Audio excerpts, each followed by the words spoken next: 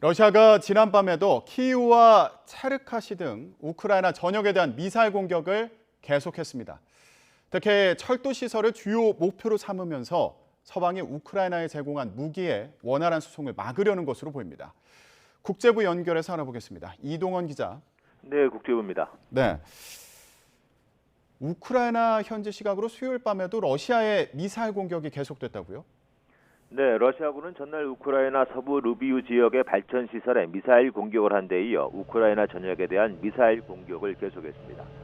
수도 키이우 근처에서도 공습 사이렌이 울렸고 중부의 체르카시, 남동부의 자포리자에도 미사일 공격이 있었던 것으로 전해졌습니다.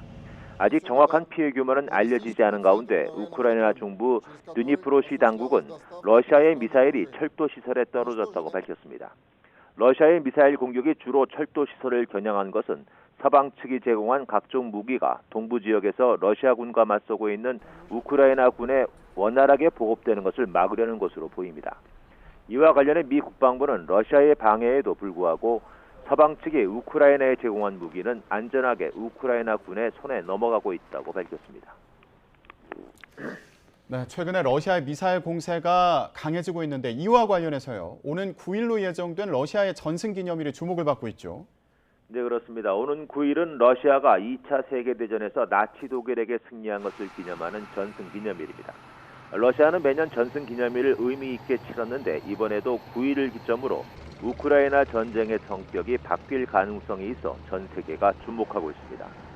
푸틴 러시아 대통령이 전승기념일을 맞아 우크라이나 전쟁에 대한 승리를 선언하고 전쟁을 마무리하는 수순에 들어가거나 전면전으로 확대할 가능성이 있는데 서방 측은 확전 가능성에 무게를 두고 있습니다.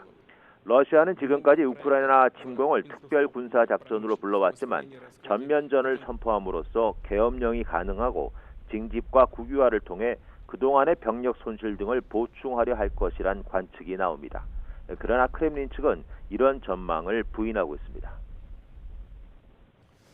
네, 이런 상황과 관련해서요. 유럽연합이 러시아산 석유 수입 금지 등 추가 제재를 준비하고 있다고요? 네, 유럽연합은 러시아산 석유와 석유 제품의 수입을 중단하는 대러시아 6차 제재안을 논의하고 있습니다. 폰데어 라이엔 EU 집행위원장은 현지 시각 4일 6개월 안에 러시아 원유 수입을 단계적으로 중단하고 정유 제품도 올해 말까지 점차 중단할 것이라며 러시아에 대한 추가 제재를 제안했습니다. 러시아 원유에 대한 의존도가 높은 일부 회원국의 거부를 막기 위해 단계적 수입 금지를 제안한 것입니다. 이번 제재안이 최종 승인되면 지난달 8일 석탄 수입 금지에 이어 러시아의 생명줄인 에너지 산업을 겨냥한 EU의 두 번째 제재가 됩니다.